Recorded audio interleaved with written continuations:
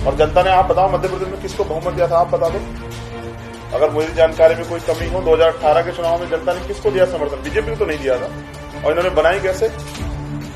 ये विधायक खरीदते हैं, जनता को नहीं खरीद पाते, विधायक खरीदते हैं। लेकिन कुछ लोग ऐसे हैं जो नहीं बिकेंगे, और मुझे भरोसा है वो लोग सरकार का तख्ता पलट कर देंगे, क्योंकि बहुत अन्याय कर रही है सरकार। तो ये तो सीबीआई का अधिकार है, और सीबीआई को क्या क्या अधिकार है आप बेहतर जानते हैं। सीबीआई किस किस के पीछे, जो बीजेपी ज्वाइन कर ले सीबीआई उसके सारे केस माफ कर देती है, सब में क्लीन चिट लगा देती है। आप और मैं सब जानते हैं, आप कहते हुए हंस रहे हैं तो इसका मतलब ये है, आप जानते हैं कि जो भी सरकार की आंखों में चुभेगा सरकार उस पर सीबीआई ईडी इनकम टैक्स लगाएगी। अभी तेजस्वी जी के साथ क्या किया आपने देखा कि पूरे परिवार दोस्तों रिश्तेदारों को उनके घर के गहनों पे क्या कह दिया उन्होंने कि देखो इतना सोना बरामद हुआ। मैं कह रहा हूँ एक आम आदमी भी रख रहा है, किसी की शादी होती है अंगूठी और वो मंगलसूत्र वगैरह पजे वगैरह उनके पास भी होती है।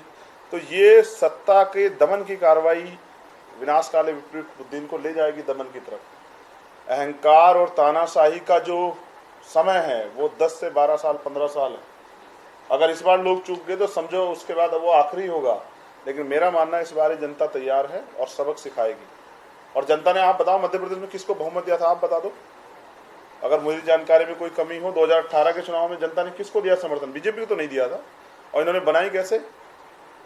ये विधायक खरीदते हैं, जनता को नहीं खरीद पाते, विधायक खरीदते हैं।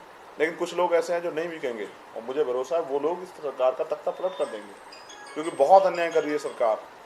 बुलडोजर जाति धर्म देख के चलते हैं, तो हमारी एकता नहीं टूटने देंगे। ये देश हमारा है, और हम बाहर दुनिया में इसका अपमान होगा, ये नहीं होना चाहिए। और प्राइम मिनिस्टर क्यों नहीं जवाब देते बेरोजगारी पे? मुख्यमंत्री भी जवाब दें, बेरोजगारी कहाँ है, बेरोजगारी की दर क्या है, हम लोग कहाँ हैं भुखमरी के उस पर इंडेक्स में, हम लोग कहाँ हैं, हम लोग कहाँ हैं जो है जो तमाम तरह की जो हेल्थ के उसमें हम लोग कहाँ हैं, कितना बजट हमारे लोग लगा रहे हैं, एजुकेशन पे कितना बजट लगा रहे हैं, सरकार को बताना चाहिए। ये पहली ऐसी सरकार है जो एजुकेशन का और हेल्थ का बजट कम कर रही है। इसका मतलब जो बुनियादी सुविधा है उसको खत्म करे। बिना पढ़े लिखे कैसे बनेंगे विश्व गुरु? मुझे समझाइए कि जब हमारे नौजवान पढ़ेंगे नहीं, हमारे बच्चे, तो विश्व गुरु कैसे बनेगा देश? तो सरकार पे कोई एजेंडा नहीं है, बस एक एजेंडा है, बांटो राज करो, हिंदू मुसलमान करो और लोगों में नफरत बांटो। लेकिन आप और मैं ये याद रखें, हमारे यहाँ कहते हैं यूपी में घर भाई दूर पड़ोसी नेड़े। पड़ोसी से बहुत प्यार का रिश्ता होता है, लेकिन ये तो पड़ोसियों में नफरत पैदा कर रहे हैं।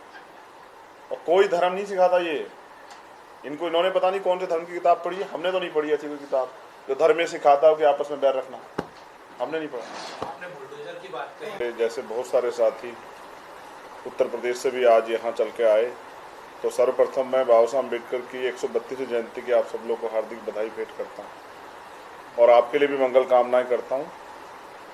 हमारा प्रयास ये है कि लंबे समय से हम लोकतंत्र को देख रहे हैं। दो चीज़ें बहुत इम्पोर्टेंट है कि आज़ादी के 75 साल बाद भी अभी एक 12 फरवरी को हमने एक प्रोटेस्ट बुलाया था वहाँ भोपाल में। उसके बाद हमारे कार्यकर्ता की जाते हुए सड़क दुर्घटना में मृत्यु हुई। मैं जब उनके घर पहुँचा तो मैंने देखा कि उनका मकान कच्चा है। तो जब से देश में डेमोक्रेसी आई, सरकारें बननी शुरू हुई, मैंने करीब से इस बात को नोटिस किया, क्योंकि मैं पूरे देश में घूमता, हमारा एक बड़ा संगठन है, उसका एक वृहद स्वरूप है कि जो सरकारें आई उन्होंने कमज़ोर वर्गों के लोगों को इंसान नहीं समझा। क्योंकि अगर कोई कुत्ता भी पालता है तो उसके सर पे भी छत की व्यवस्था करता है, कोई गाय भी पालता है तो उसके लिए भोजन और छत की व्यवस्था करता है।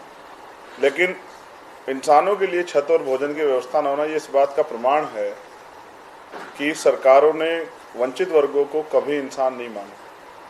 इसलिए हमने एक आंदोलन यहाँ शुरू कराया था कि हम कच्चे मकान का डाटा इकट्ठा कर रहे हैं, और बहुत जल्द हम पूरा डाटा सरकार के सामने रखेंगे कि आज की सरकारों ने दिया क्या।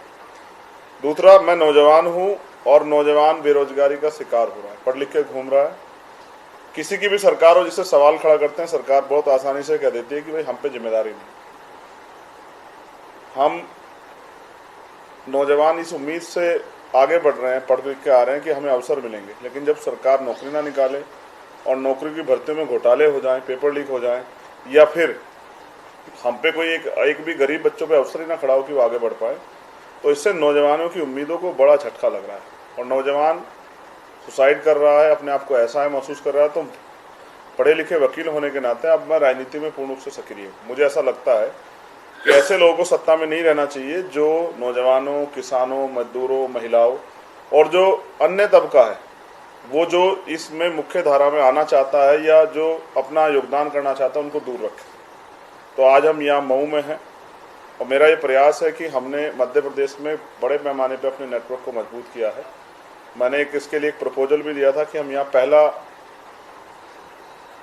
शेड्यूल ट्राइब यानी कि आदिवासी मुख्यमंत्री हम लोग बनाएंगे अपने आंदोलन के जरिए, और उसके साथ साथ 3 अन्य उप मुख्यमंत्री का प्रपोजल भी हमने दिया था। मेरा इसमें सुझाव इसलिए था ये मेरा कि जो लोग लंबे समय से हाशिए पे उनको भी अवसर मिलना चाहिए। जब वो अवसर उनको मिलेगा तो वो उन वर्गों के हितों के लिए शायद एक तो वो जो कानून बने हुए हैं उनको लागू कराने का प्रयास करेंगे और नए अवसर पैदा करने का प्रयास करेंगे। तो मैं इसी कड़ी में लगा हुआ हूँ। मुझे उम्मीद है कि यहाँ का हमारा नेतृत्व भाई सुनील जी, विनोद जी, संतोष जी और तमाम हमारे साथी और जो संगठन हमारे साथ भाई आनंद जी, ओबीसी महासभा जैस के जो संगठन है और वो अखिल भारतीय गोंडवाना पार्टी, वो सब लोग मिलकर जो 2 वरिष्ठ साथी आज हमारे आए थे, हमारा प्रयास है कि एक मजबूत तीसरा मोर्चा बनाएं, क्योंकि यहाँ बीजेपी कांग्रेस से लोग त्रस्त हो चुके हैं और कांग्रेस के तो हाल ऐसे कि वो बीजेपी को रोकने में सक्षम ही नहीं है, क्योंकि पिछली बार बीजेपी को हराने के लोगों ने कांग्रेस को वोट दिया और कांग्रेस के लोग टूट के बीजेपी में चले गए तो वो सरकार बीजेपी की बन गई।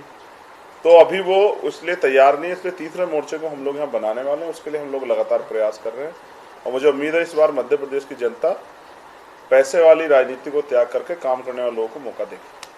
से जुड़े रहने के लिए हमारे YouTube चैनल को सब्सक्राइब करें और नई वीडियो की नोटिफिकेशन के लिए बेल आइकॉन को दबाएं।